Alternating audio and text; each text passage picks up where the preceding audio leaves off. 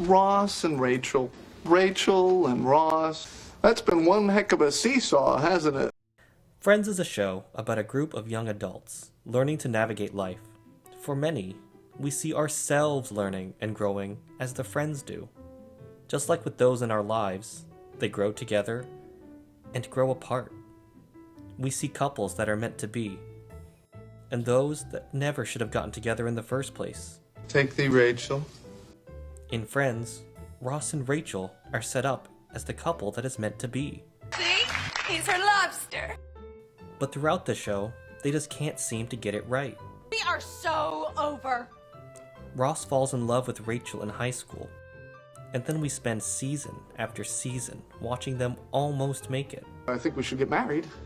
And by the end of the 10th season, their will they or won't they romance had everyone wanting a happily ever after. You're Ross and Rachel. But realistically, would they end up together? Meet Rachel Green. She's running away from her wedding, from her life, and whether she knows it or not, her old self. She starts the series as the stereotypical rich daddy's girl. She is not very self-aware. Oh, you need any help? Okay, sure. Thanks. And comes off as entitled and spoiled. Kind of ditzy. Too into her looks. Spoiled. Now that's a little spoiled. He was supposed to type little, the idiot. But with a little self-improvement and help from her friends, Rachel starts her journey toward bettering herself. I'm gonna go get one of those job things. As the series progresses, we are given many examples of Rachel having to learn to be less materialistic and less dependent on others, especially her dad. How'd you pay for them? Credit card. And who pays for that? My father. You ready? I don't think so. Oh, come on. Cut. Cut. Cut. Cut. Cut. Cut. Cut. Cut. Cut. Cut. Cut. To give us a reference point to how Rachel may have ended up if she hadn't been a runaway bride, we are introduced to Rachel's sisters and mother. You know, I never worked. I went straight from my father's house to the sorority house to my husband's house. Their dependence and immaturity show us what Rachel could have been. Daddy cut me off. And you know what I said to him? I said, I'm gonna hire a lawyer and I'm gonna sue you and take all your money and then I'm gonna cut you off. Wow, what did he say? He said he wouldn't pay for my lawyer. Fast forward to the end of the series, Rachel is a put-together, independent woman ready to move out of the country on her own to pursue her dreams. It's amazing. It's so much better than what I had at Ralph Lauren. The money is great. She's learned to be more accepting of herself. I'm so sorry. You're right. This feels great. See? And you don't care if people are staring. It's just for a second, because then you're gone. God! I mean, it's amazing, please. I feel so free and so graceful. She's learned to be more aware of others and less self-centered. And I've already talked to them about our situation with Emma, and they said they'll do whatever we need to make us feel comfortable. I'll fly back and forth. They'll fly you out. Anything we want. Overall, she is a more thoughtful, confident, and driven version of herself. No, it's just, look, you know, when I first moved to this city, I was a lot like her. I was spoiled, self-centered, and you guys really took care of me. For Rachel, it was a long 10 years. Her growth was perhaps the most profound of the friends. But what about her lobster? Hi. In contrast, there is Ross. And while he definitely isn't the newly divorced sad sack that we meet in the first episode, is he really that different of a person? Unless we're on a break. Ross Geller. Aside from Rachel's love interest, Ross is Monica's brother, a paleontologist, and a bit of a stick in the mud. Who here likes Ross?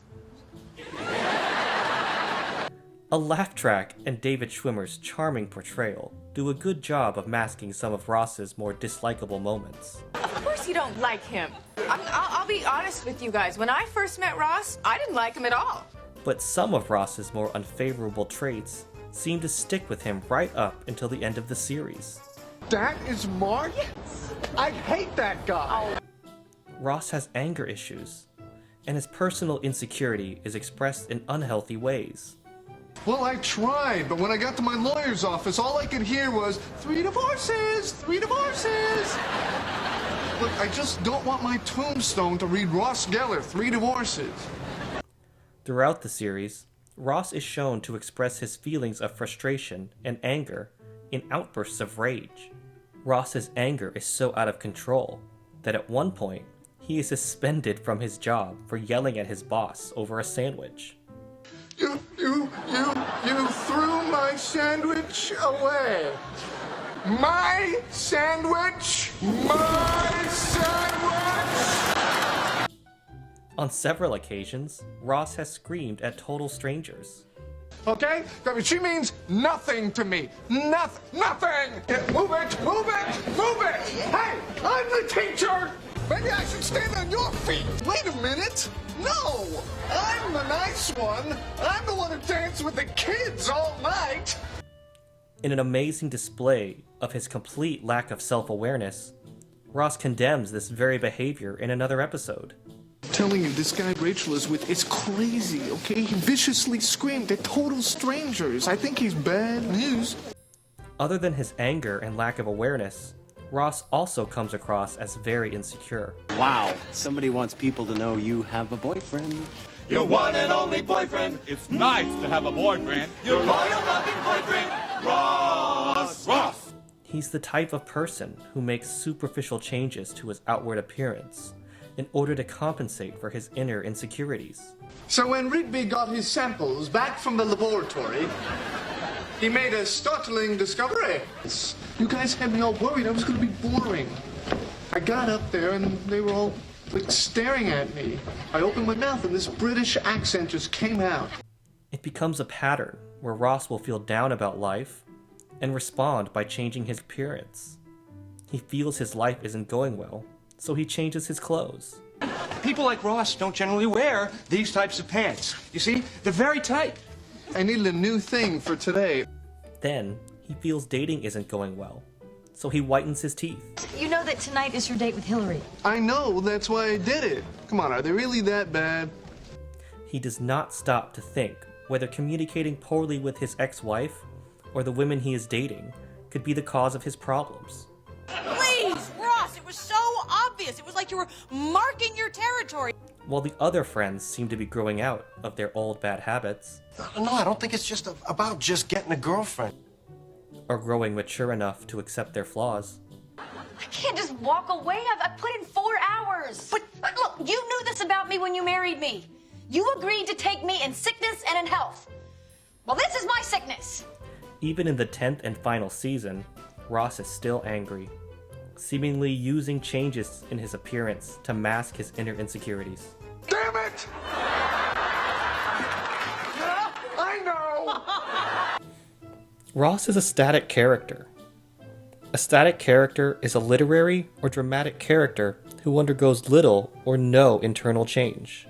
A character who does not grow or develop. Which I am still fine with, by the way.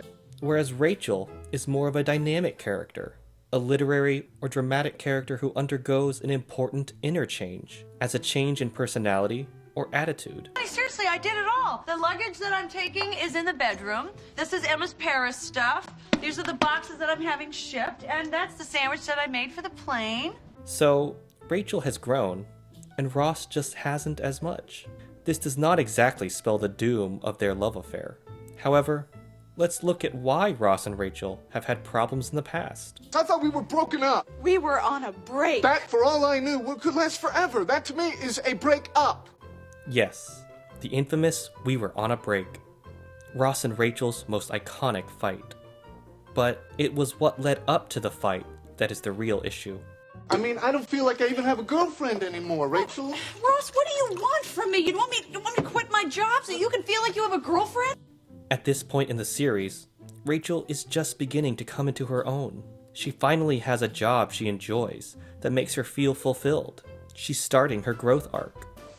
Ross, do you realize this is the first time in my life I'm doing something I actually care about? This is the first time in my life I'm doing something that I'm actually good at? Ross is just not handling this well.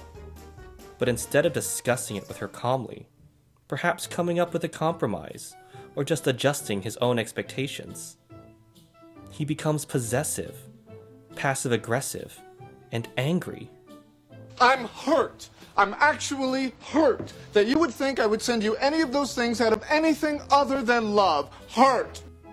Then, in the final season of the show, Ross wants Rachel to prioritize him over her career once more. And while he says he supports her career choices, much like he did earlier, I get that, okay? I get that big time, and I'm happy for you. You should go.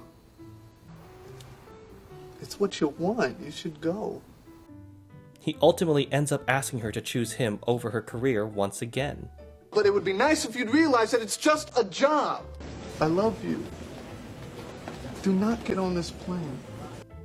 Would Rachel really have been okay giving up her dreams for Ross? I mean, was I looking forward to going to Paris? Sure. You know, was I excited about working in the fashion capital of the world? Oh, absolutely. Especially when the things that bother her haven't changed? We drove each other crazy. I mean, he was possessive, he was jealous, he could never just let the little things go. We have to admit, as viewers of the show, we also wanted Ross and Rachel to end up together. I got off the plane. It's a terrible feeling when a long-running show that you love has a dissatisfying ending. And who has a better story than Bran the Broken? Yet, we still have to question whether this really will be happily ever after for Ross and Rachel. At the end of the series, Rachel is a very different person from the shallow high school cheerleader Ross fell in love with when he was just 15. Does it feel weird around here now? You know, since I've been away at college? Oh, no, not really. In contrast, Ross has barely changed. Has he really changed enough from the insecure Season 3 versions of himself that Rachel took a break from? Who's she with? That guy Mark from Bloomingdale's. She thinks he's just being nice to her. But I know he really wants to sleep with her. It's 7 years ago. Overall, we're glad they ended up together. But we can't help but wonder if their relationship is headed for another inevitable break.